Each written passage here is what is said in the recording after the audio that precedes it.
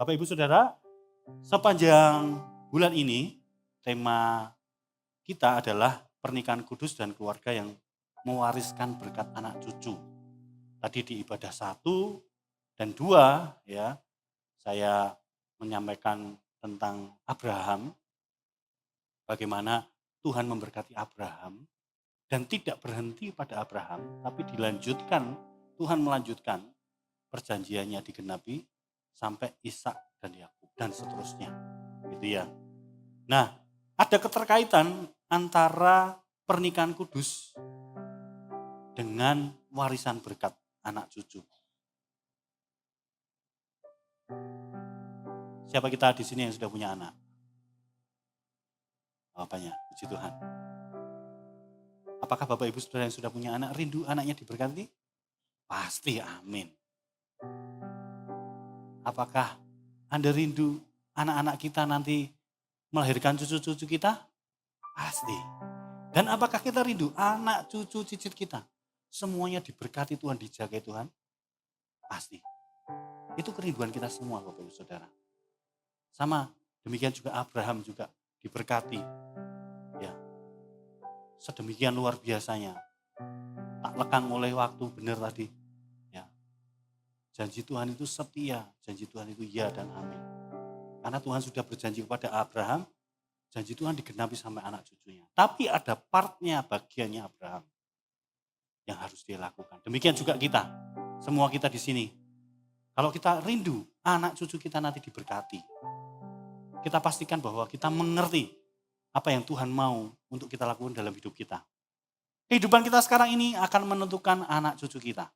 Pernikahan kita sekarang ini akan menentukan anak cucu kita. Baik Anda yang sudah menikah maupun teman-teman Pro M yang belum menikah. Bukan berarti firman ini tidak relevan, enggak, sangat relevan. Justru teman-teman Pro M diperlengkapi, dipersiapkan. Bahwa mulai sejak sebelum menikah, kita harus menjaga hidup kita kudus. Itu yang akan membawa kita ke pernikahan kudus. Pernikahan kudus akan berdampak pada anak cucu yang diberkati. Warisannya sampai di sana. Tidak hanya warisan dalam bentuk jasmani atau berkat materi, tapi bentuk warisan rohani yang bernilai kekal. Katakan amin.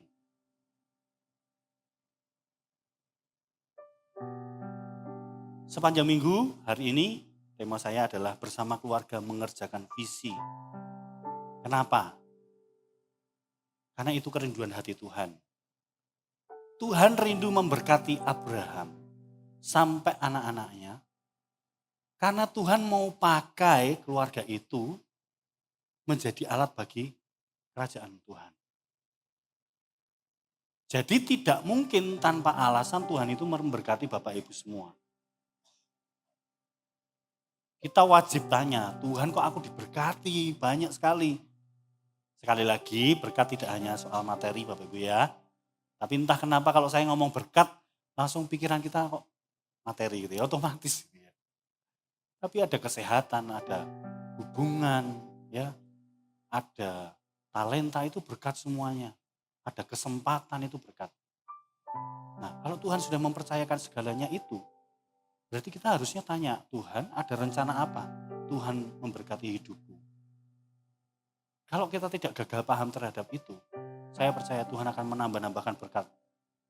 Tidak berhenti di Bapak Ibu sampai anak cucu akan dilanjutkan. Di ibadah 1-2 tadi kita bahas bagaimana Abraham menjadi teladan iman bagi anak-anaknya. Gimana Abraham dikatakan memiliki iman yang tidak bercela. Hidup tidak bercela di hadapan Tuhan. Hidup kudus. Apakah Abraham tidak pernah melakukan kesalahan sehingga tidak bercela? Oh enggak, Abraham pernah melakukan kesalahan. Abraham bersama Sarai melakukan kesalahan karena Sarai mengizinkan Hagar untuk menghampiri Abraham sehingga lahirlah Ismail.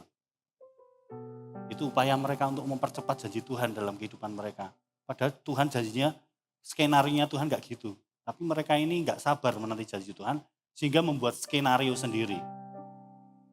Ini mengingatkan kita Bapak Ibu Saudara, kalau Tuhan sudah janji, itu tinggal kita percaya dan lakukan bagian kita sambil menanti waktunya tiba. Katakan amin. Kalau Tuhan sudah janji, Tuhan itu nggak pernah ingkar, Tuhan itu nggak pernah melupakan. Pasti menggenapinya. Tinggal kita ini harus percaya caranya Tuhan, bukan cara kita. Jangan ajari Tuhan, Tuhan cara menolong aku itu gini loh. Karena aku butuhnya ini. Enggak gitu konsepnya. Tuhan mau kita percaya. Tuntunannya itu membawa kita berjalan melalui proses yang akan menyiapkan kita. Sehingga ketika nanti diberkati kita ini sudah siap. Bayangkan Bapak Ibu Saudara, kalau kita diberkati tapi kita belum siap. Anda pernah mempercayakan emas batangan 10 kilo kepada anak usia 5 tahun? Atau Anda mempercayakan kunci motor atau kunci mobil kepada anak usia 7 atau 8 tahun? Itu beresiko. Bisa jadi apa yang Anda titipkan, Anda percayakan kepada anak, malah membahayakan anaknya. Demikian juga dengan kita. Jadi nikmati aja setiap prosesnya. Yang penting kita melihat bahwa Tuhan itu Tuhan yang setia. Tuhan yang tak pernah meninggalkan kita. Apapun pergumulan kita hari-hari ini. Seperti Abraham sudah mengikuti Tuhan sekian puluh tahun. Tapi belum menerima semua yang dijanjikan Tuhan. Baik itu tanah, baik itu anak ya. Tapi Abraham setia. Sampai akhirnya dipercayakan, dikaruniakan anak Ishak. Dan Tuhan minta untuk dipersembahkan. Abraham nurut loh. Kenapa bisa Abraham nurut? Karena Abraham mengenal Bapa kita di surga. Gak mungkin Tuhan itu kalau sudah mempercayakan. Tuhan tega. Pasti Tuhan itu sediakan yang lain. Untuk menggantikan korban sembahannya itu. Korban bakarannya. Supaya Ishak tidak jadi dikorbankan. Ibadah yang sekarang ini, saya akan mengambil judul Hati Tuhan bagi Keluarga. Jadi temanya adalah bersama keluarga mengerjakan visi, tapi judul ibadah yang kali ini adalah Hati Tuhan bagi Keluarga. Tadi saya katakan, kenapa tuh Tuhan kok mau rindu memberkati keluarga kita? Tidak hanya memelihara, tidak. Tapi ada tujuan yang lebih tinggi daripada itu. Kita diberkati supaya rencana Tuhan itu dinyatakan melalui berkat-berkatnya di dalam hidup kita. Yang mengerti katakan amin. Kenapa Tuhan berikan pekerjaan? Kenapa Tuhan berikan skill? Kenapa Tuhan percayakan ini dan itu kepada Anda Bapak Ibu Saudara semua? Karena Tuhan mau pakai itu untuk menggenapi setiap rencana dan kehendak Tuhan melalui hidup Anda. Jadi kita harus nangkep dulu. Hati Tuhan itu ada di keluarga kita. Anda yang belum menikah, Anda tentu punya keluarga bukan? Punya orang tua. Anda tetap sebagai keluarga. Nantinya Anda akan berkeluarga sendiri ya. Anda yang sudah menikah sekarang sudah punya keluarga sendiri. Nah, mari kita hari ini menangkap isi hati Tuhan bagi keluarga kita itu apa. Keluarga itu ibarat Bapak Ibu Saudara sebuah televisi. Sebuah televisi yang bertugas untuk menyampaikan pesan dalam bentuk gambar dan suara, betul ya? Kalau TV-nya jadul, ya kita masih ingat harus mencari gelombang gitu ya. Untuk TV itu berfungsi bisa menyampaikan pesan, semua komponen di dalamnya harus berfungsi. Keluarga kalau mau dipakai Tuhan menyampaikan kesaksian bagi banyak keluarga yang lain, semua anggota keluarga di dalamnya harus berfungsi. Makanya semua harus menangkap visi yang sama. Nah, TV tadi akan menyampaikan gambar yang jelas kalau dia bisa terhubung dengan gelombang yang tepat. Kalau tidak, yang muncul akan gambar apa Bapak Ibu Saudara? Semut. Masih ingat ya? Kalau sekarang kayaknya enggak ya, otomatis sudah langsung ketemu. Kalau dulu harus dicari, diputar dulu gitu ya. Kalau begitu ketemu, nah ketemu gitu ya. Kalau meleset pun gambarnya akan melewat-melewat gitu atau gambarnya cuman warna-warna gitu ya. Tapi begitu gelombang pas gitu ya, ketemu gelombang pas, wah itu akan memunculkan gambar yang indah. Misalnya gambar orang yang sedang berdoa. Kalau kita lihat gambar orang yang sedang berdoa, next.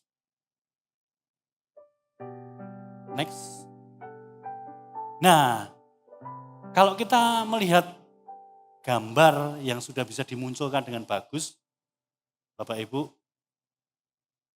ini akan bisa menginspirasi orang lain enggak? Iya. Dari gambar ini kita bisa melihat pesan apa sih yang disampaikan.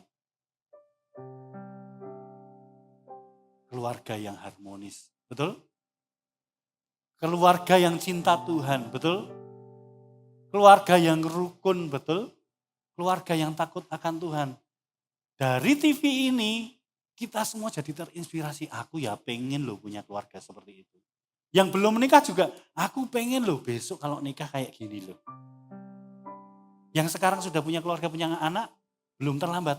Aku ya pengen loh bangun mesbah keluarga seperti ini. Dari TV ini, sekian orang di tempat ini terinspirasi. Paling tidak minimal terfikirkan. Apalagi kalau ini terpancar di seluruh dunia, berarti akan lebih banyak orang lagi yang akan terinspirasi. Betul? Demikian juga keluarga kita. Kalau kita bisa terhubung dengan isi hati Tuhan, terhubung mengerti hati Tuhan akan keluarga kita. Dan kita bekerja sama dengan seluruh anggota keluarga kita. Menjalankan fungsi masing-masing. Fungsi suami, fungsi istri, fungsi anak, fungsi orang tua. Maka kasih Tuhan akan terpancar melalui keluarga itu. Untuk itulah kenapa Tuhan itu rindu memberkati keluarga kita. Karena Tuhan rindu. Kasih Tuhan itu terpancarkan melalui keluarga kita. Demikian juga kalau gambarnya next, ada gambar lagi enggak yang, nah ini sama ya. Kalau pindah channel lain pun kalau gelombangnya tepat, tetap akan memunculkan gambar yang indah. Next, berikutnya lagi ada gambar apa? Wah, demikian juga dengan keluarga yang mampu menjalankan fungsi sesuai panggilan Tuhan, maka dia akan menjadi berkat dan menginspirasi banyak keluarga yang lain. Dan pasti membawa mereka mengenal Kristus untuk diselamatkan. Sehingga banyak pernikahan yang di ujung kehancuran, di ujung tanduk, mau pisah, mau cerai, mau bubar, akhirnya dipulihkan lagi. Karena melihat keluarga kita. Bapak Ibu, jadi keluarga Anda itu dilihat orang-orang di sekitarnya. Beneran. Sepertinya mereka tidak memperhatikan, tapi mereka memperhatikan siapapun orang-orang yang di sekitar kita. Termasuk teman-teman Pro M, keluargamu, keluarga papa, mama, dan Anda tentunya ya. Itu dilihat orang lain. Dan itu menginspirasi orang lain. Jadi yang keluarganya sudah harmonis, sudah oke, terus jaga. Yang belum, ayo berjuang, diupayakan. Kak, aku sendiri tok yang memperjuangkan, yang lain gak peduli. Gak apa-apa. Berdirilah standing in the gap antara keluargamu dengan Tuhan. Berdoa bagi keluargamu dipulihkan.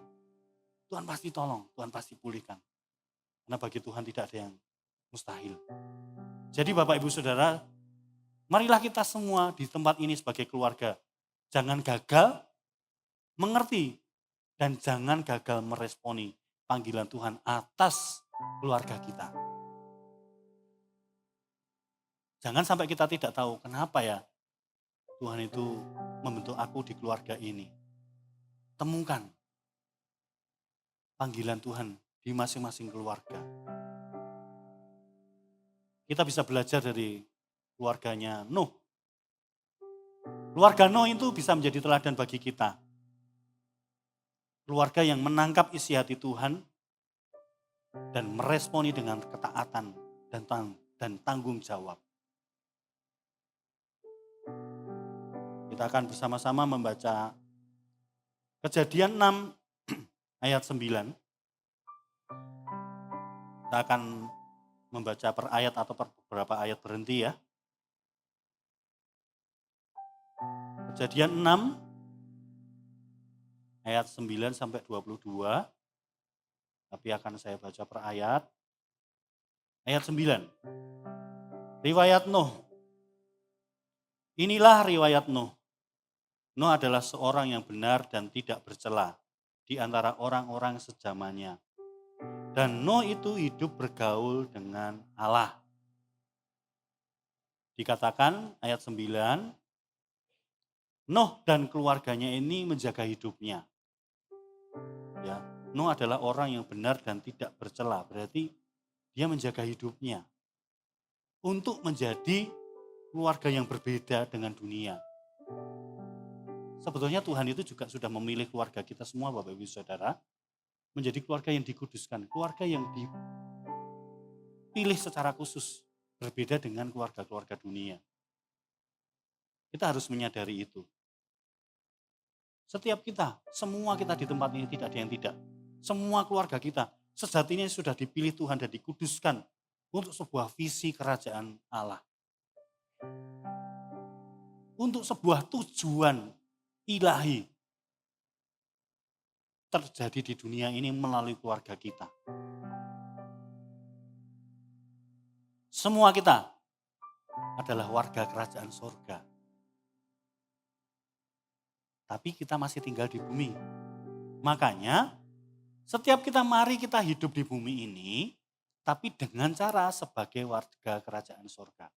Itulah yang akan membedakan kita. Seperti Nuh. Nuh dan keluarga menjaga hidupnya. Dikatakan Nuh adalah seorang yang benar dan tidak bercela di antara orang-orang sezamannya. Berarti ada perbedaan. Bagaimana cara hidup Nuh dan orang-orang lain sezamannya. Perbedaannya adalah Nuh itu bergaul, hidup bergaul intim dengan Tuhan. Sama seperti kita semua Bapak Ibu Saudara di sini, kita bergaul dengan Tuhan. Hanya kedalamannya beda-beda. Intensitasnya beda-beda. Ada yang seminggu sekali, ada yang setiap hari, ada yang setiap saat, setiap waktu. Tapi mari kita semua, di level manapun pertumbuhan iman kita, mari terus menginginkan pertumbuhan rohani itu terjadi dalam hidup kita. Karena Tuhan itu tidak mau kita ini berhenti di satu titik.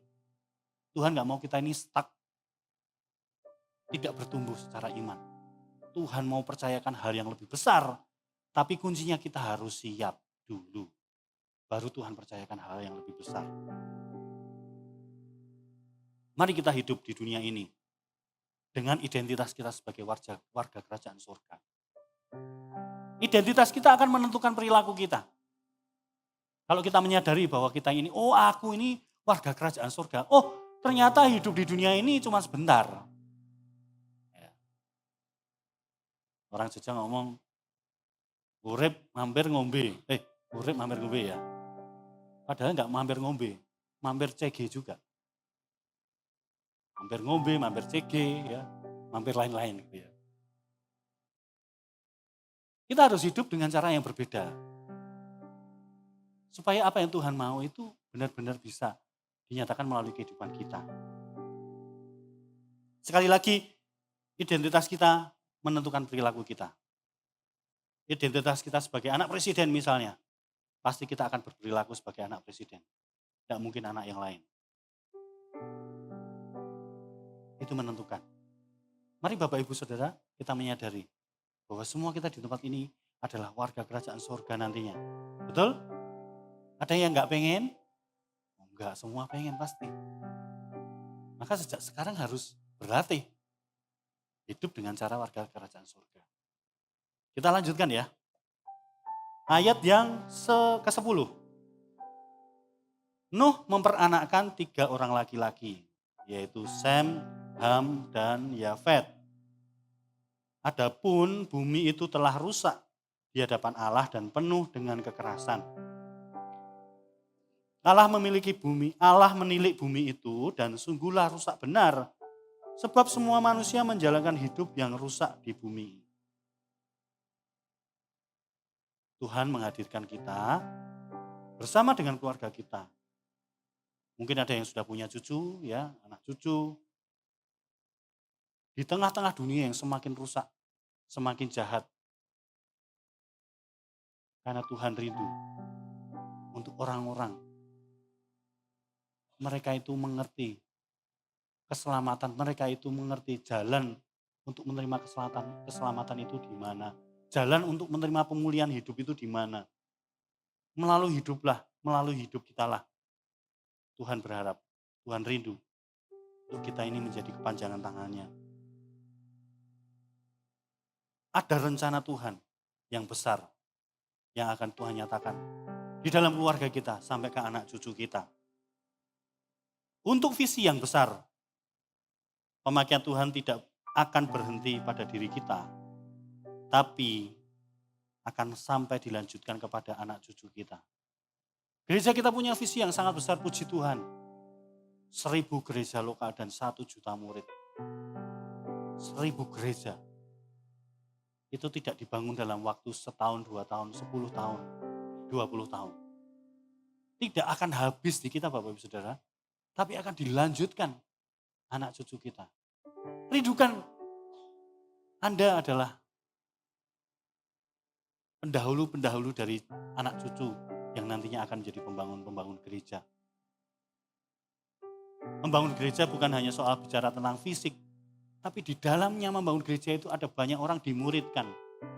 Ada banyak orang dibawa, dituntun mengalami kasih Kristus dan hidupnya itu diubahkan. Itu intinya. Itu esensinya kenapa kita harus terus membangun gereja di mana-mana. Karena pemuritan yang efektif hanya terjadi di dalam gereja. Tidak bisa tidak. Tidak bisa tidak. Ada yang sudah tergabung di CG, pasti sudah bisa merasakan. Oh iya ya, di dalam CG itu aku dulu gini, sekarang aku jadi gini. Si A dulu gitu, sekarang jadi gini. Sangat indah. Perubahan hidup, perubahan hidup, perubahan hidup. Ada kebersamaan, persaudaraan yang sejati. Saling mendoakan, saling menjagai, saling menopang. Tidak ada seorang yang dibiarkan sendiri di gereja ini. Kita punya keluarga rohani, kita punya komunitas yang saling menjagai. Maka saya gak bosan-bosan mendorong Bapak Ibu semua untuk ayo yang belum ikut CG, segera ikut CG. Kalau takut cicipi dulu lah, datang sekali aja, habis itu enggak datang enggak apa-apa. Mungkin ada sudah di WA berulang kali ya, ayo CG sampai kehabisan alasan gitu mungkin. Kayak yang ketawa berarti mengalami. Enggak apa-apa kok, datang aja sekali. Rasakan bagaimana Tuhan itu hadir di dalam CG. Ya, bagaimana mujizat itu juga terjadi di CG. Waktu CG Van yang lalu, waktu kami masih di Purwokerto. Mujizat Tuhan itu benar-benar dinyatakan di setiap CG-CG yang ada. Kesembuhan itu terjadi instan itu iya. Tapi memang tidak selalu ya, tidak selalu.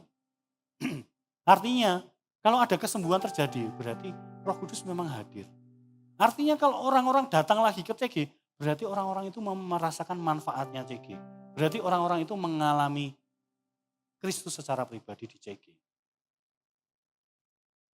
Jadi teman-teman CG, mari terus jaga hidup kita supaya tidak menjadi batu sandungan.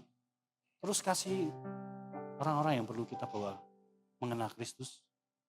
Terbuka untuk siapapun yang mau tergabung di CG. Untuk mereka dimuridkan. Dan mereka juga dipersiapkan untuk memuridkan orang-orang berikutnya.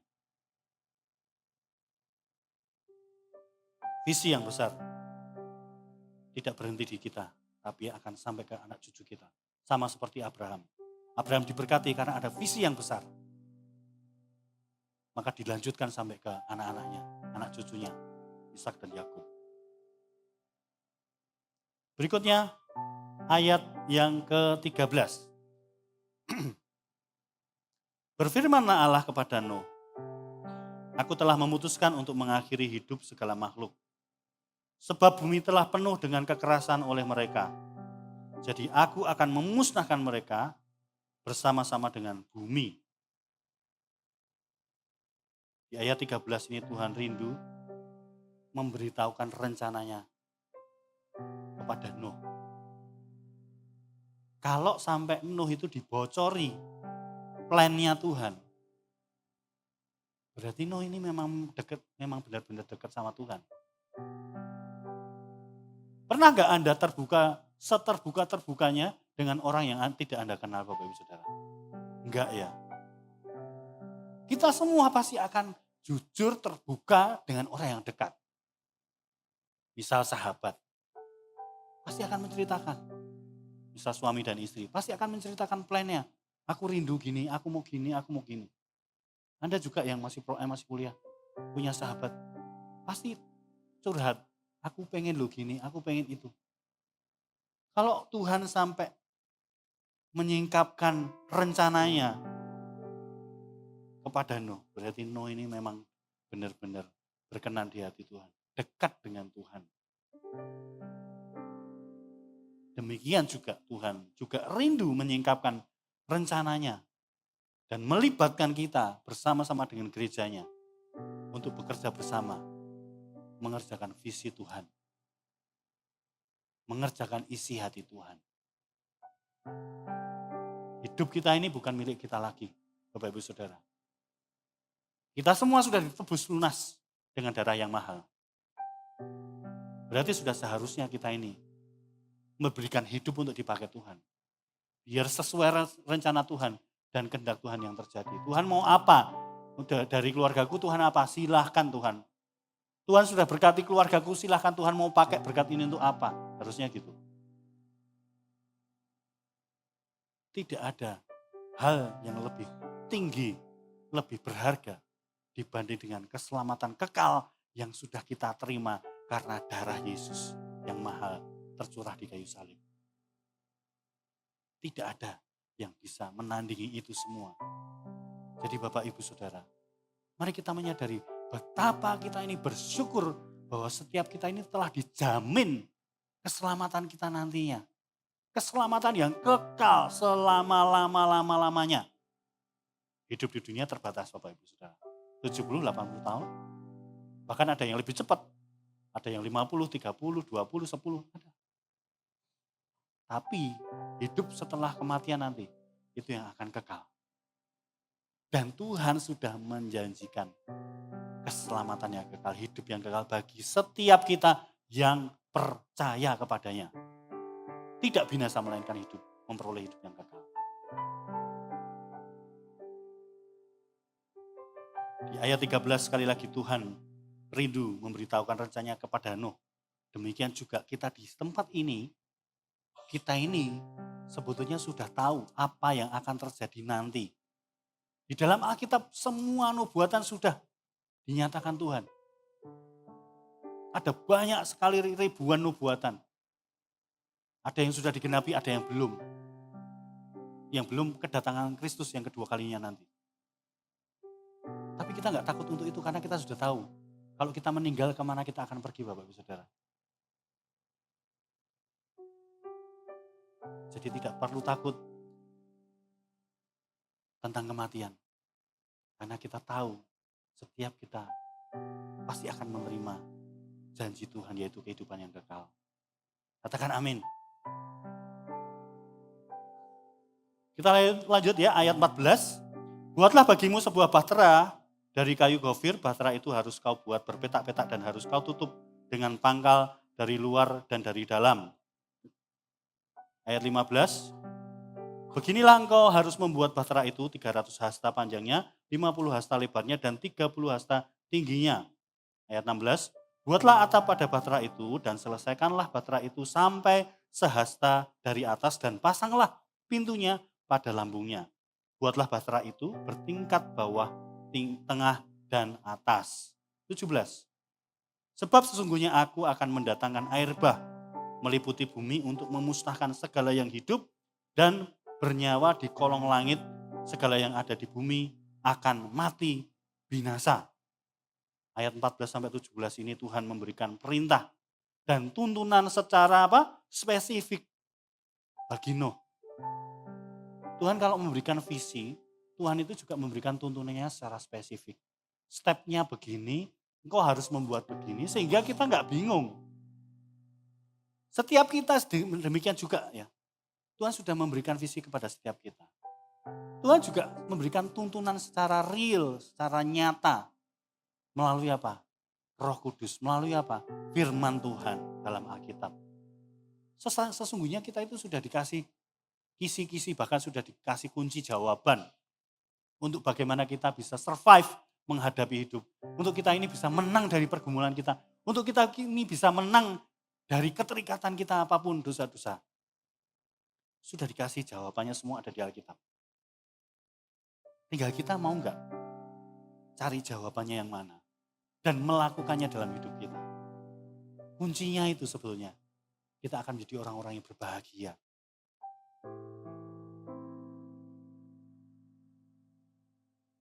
Coba kita mengenal Bahtera Nuh sedikit ya. Bahtera Nuh itu punya kemampuan angkut setara dengan 300 gerbong barang kereta api. Dan bisa menampung kira-kira 7.000 jenis hewan. Ini bicara tentang pemakaian Tuhan atas Nuh itu besar. Demikian juga Bapak Ibu, kapasitas kita ini juga akan terus diperbesar sama Tuhan. Kalau kita setia pada perkara yang kecil. Maaf. Setia pada perkara kecil kita lakukan dengan tanggung jawab. Dengan sungguh-sungguh karena kita melakukannya untuk Tuhan, maka Tuhan itu tambah-tambahkan perkara yang besar. Kapasitas kita diperbesar. Kapasitas hati kita juga diperbesar supaya kita siap untuk diberkati. Kalau kantong kita besar, kita siap untuk menampung berkat yang besar. Betul Bapak Ibu? Tapi kalau hati kita kecil, kalau penampungan kita kecil, kalau tangan kita menutup begini, gimana Tuhan bisa memberkati? Kalau kita pegang erat-erat apa yang kita punya, Tuhan gak bisa nambah-nambahkan. Harus dibuka tangannya, supaya Tuhan menambah-nambahkan berkat. Gak hanya materi, semuanya. 2, Bahtera itu melambangkan Kristus dan gerejanya. Bahtera Nuh melambangkan Kristus dan gerejanya yang merupakan sarana penyelamatan bagi jiwa-jiwa. Mungkin ada keluarga kita yang hari ini belum terima keselamatan. Maaf. Coba diingat apakah ada orang-orang di sekitar kita yang belum menerima keselamatan Bapak Ibu Saudara.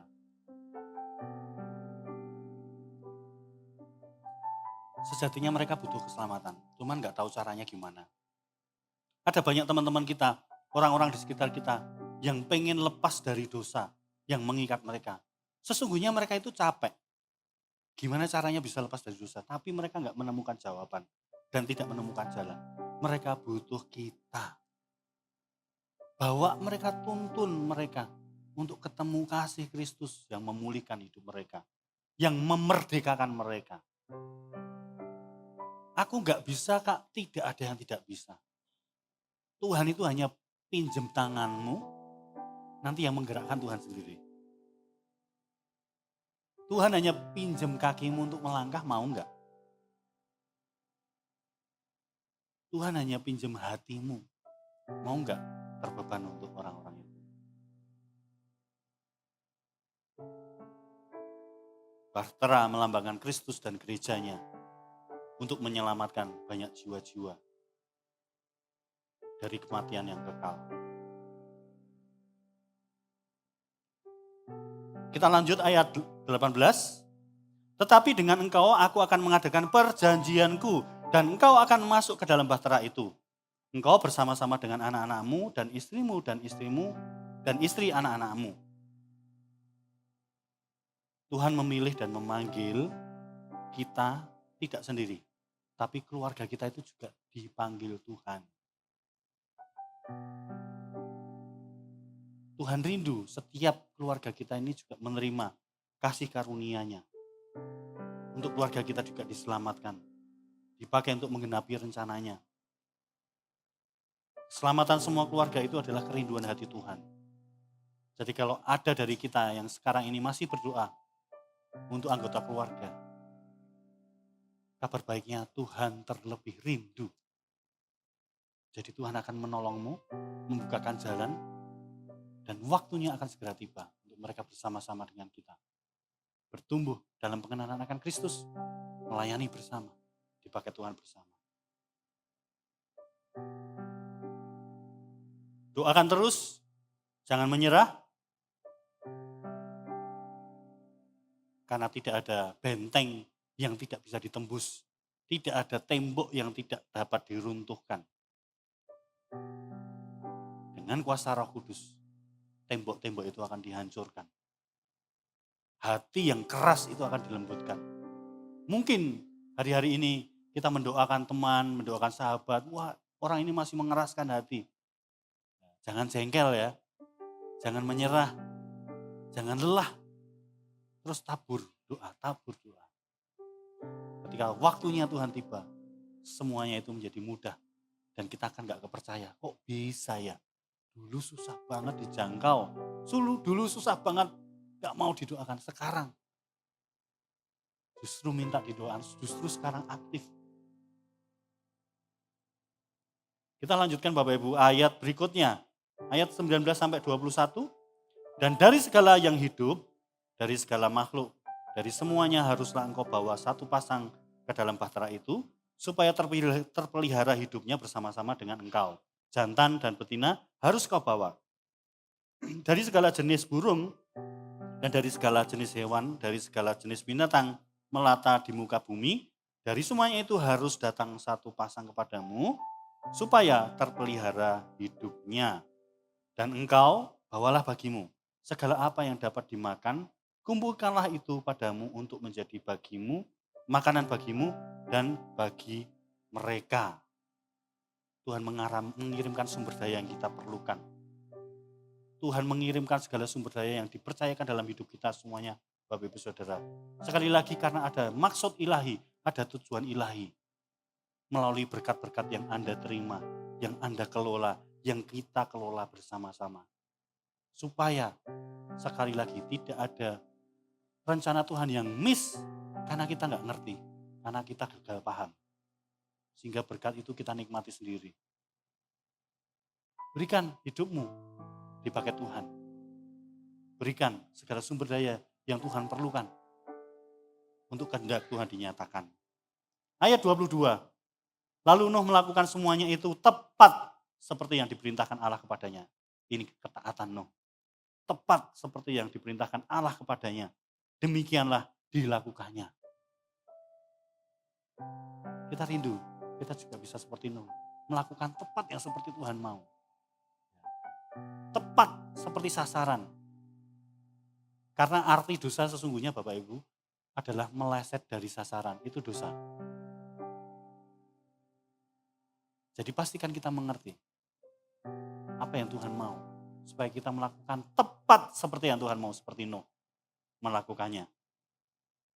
Ibrani 11 ayat 7. Karena iman maka Nuh dengan petunjuk Allah tentang sesuatu yang belum kelihatan. Dengan taat mempersiapkan bahtera untuk menyelamatkan keluarganya. Dan karena iman itu ia menghukum dunia. Dan ia ditentukan untuk menerima kebenaran sesuai dengan imannya. Dikatakan karena iman maka Nuh dengan petunjuk Allah tentang sesuatu yang belum kelihatan. Tadi Allah Tuhan sudah membocorkan. Dengan taat mempersiapkan bahtera untuk menyelamatkan keluarganya. Ketika keluarganya selamat, ada rencana Tuhan yang dilanjutkan dalam kehidupan mereka. Dalam kehidupan Nuh dan keluarga. Ketika keluarga kita menangkap isi hati Tuhan, melakukan tepat seperti yang Tuhan mau.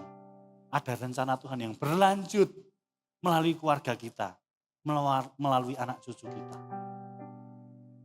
Anak cucu kita akan menjadi orang-orang pilihan, orang-orang yang unggul. Seperti keturunan Abraham, ya, Ishak dan Yakub menjadi orang-orang yang berpengaruh, orang-orang yang berdampak besar. Orang-orang yang memimpin dunia. Bisa jadi loh Bapak Ibu, anak-anak Anda, anak cucu Anda, salah satu atau salah banyak akan menjadi orang-orang hebat nantinya. Kita nggak kepikir mungkin saat ini, tapi percayalah, bagian kita mendoakan mereka sejak sekarang. Doakan supaya mereka mengenal Yesus sesuai dengan level usia mereka. Bawa mereka datang ke Eagle Gate di gereja ini. Jangan datang sendiri, anak-anak ajak. Supaya anak-anak ini juga mendapat makanan rohani yang tepat, yang pas. Dan mereka bertumbuh dengan anak-anak seusia mereka. Ya, mereka juga perlu CG. Ada CG anak-anak Bapak Ibu Saudara. Dan luar biasanya anak-anak itu ada di komunitas yang tepat.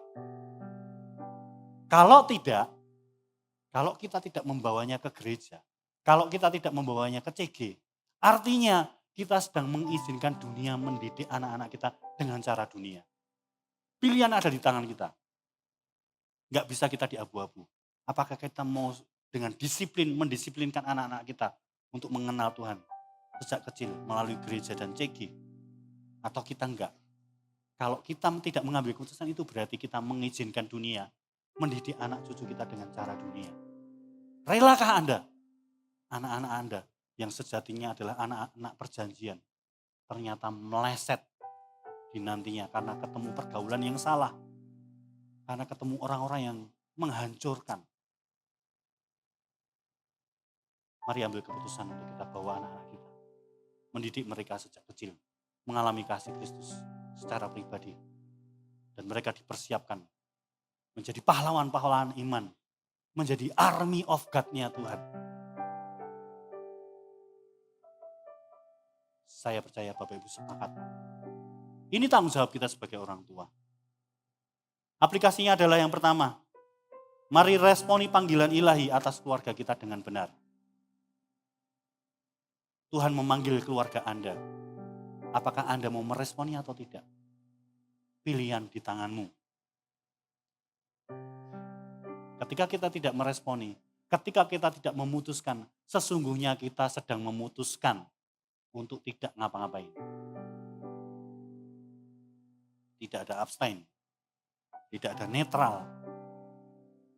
Yang kedua, suami istri bekerja samalah menanam visi kepada anak-anak sejak kecil. Anak-anak harus diberikan pengertian. Kenapa mereka harus mencari Tuhan sejak kecil? Kenapa mereka sejak kecil harus melayani Tuhan? Kenapa mereka harus mau dimuridkan di gereja ini? Kenapa mereka harus tertanam di CG? Kita harus kasih visi ke mereka. Nak, kamu ini besok akan menjadi pembangun gereja. Kamu ini akan jadi dokter, kamu akan jadi pembangun gereja. Itu bukan hanya hamba Tuhan ya Bapak Ibu Saudara. Semua talenta itu bisa dibutuhkan untuk membangun gereja. Bukan sekedar bangunannya, tidak. Tapi dalam pelayanan gereja itu dibutuhkan semua skill, semua talenta. Dibutuhkan untuk melayani gereja yang bertumbuh memuridkan banyak orang. Yang ketiga, jadilah keluarga yang taat dan bertanggung jawab kepada Tuhan. Jadilah keluarga yang taat dan bertanggung jawab kepada Tuhan. Semua yang sudah Tuhan percayakan dalam hidup kita, dalam hidup keluarga, harus dipertanggungjawabkan nantinya. Tuhan berikan 1 talenta, 2 talenta, 5 talenta untuk masing-masing keluarga. Diapakan selama ini? Tuhan nanti minta pertanggungjawabannya. Apakah kita didapati sebagai hamba yang benar dan setia? Atau kita didapati sebagai hamba yang curiga kepada Tuhan? Yang menuduh bahwa Tuhan itu jahat? Sama sekali tidak. Marilah Bapak Ibu Saudara, seperti Nuh, kita adalah utusan Kristus di akhir zaman yang semakin jahat. Tuhan menawarkan pendamaian untuk dunia melalui Yesus Kristus. Bagian kita bersama seisi keluarga kita menjadi televisi yang bisa menyalurkan informasi, kabar baik, kabar sukacita. Dengan cara kita terhubung dengan hati Tuhan, dengan taat, setia melakukan kehendak Tuhan. Sehingga pada akhirnya banyak keluarga diberkati karena keluarga kita. Banyak pernikahan diselamatkan karena pernikahan kita. Mungkin bagi Anda yang saat ini membutuhkan perjuangan untuk memulihkan hubungan di dalam keluarga atau apapun. Jangan menyerah. Standing in the gap, berdiri minta Tuhan, tolong pulihkan keluarga kita. Karena itulah kerinduan hati Tuhan. Bersama keluarga, mari kita mengerjakan visi Tuhan. Tuhan menyediakan berkat sampai anak cucu. Karena Tuhan mau pakai keluarga kita. Amin.